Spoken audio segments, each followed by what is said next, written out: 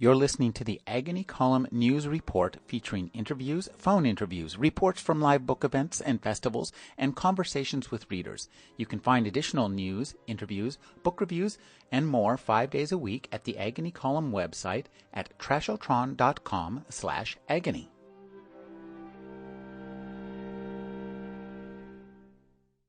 The day my wife and I drove away, the electric should have failed, the phone should have died. The water should have thickened in our pipes.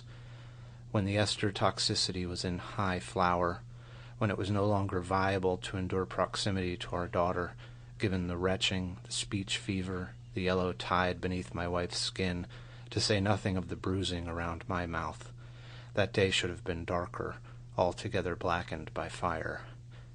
That day should have been visibly stained at the deepest levels of air, broken open, sucking people into oblivion.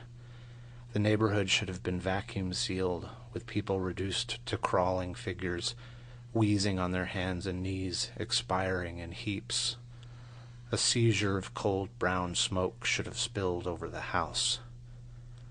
What are the operative motifs from mythology when parents take leave of a child? Is there not some standard departure imagery offered by the fables? The day we finally left, birds should have frozen mid-flight in the winter air as they cruised the neighborhood. Birds locked up with ice, their wings too heavy to hold them aloft. Birds fallen to the ground and piled at our feet, eyes staring up at the sky.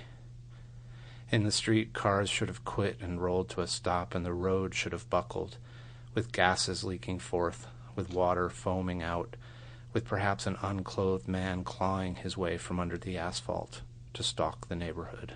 Ben Marcus is the author of Notable American Women, The Father Costume, and The Age of Wire and String. He edited the Anchor Book of New American Short Stories. His new novel is The Flame Alphabet. Thank you for joining me, Ben. Thanks for having me. Ben, this is a fascinating vision of the apocalypse. It's a very personal apocalypse.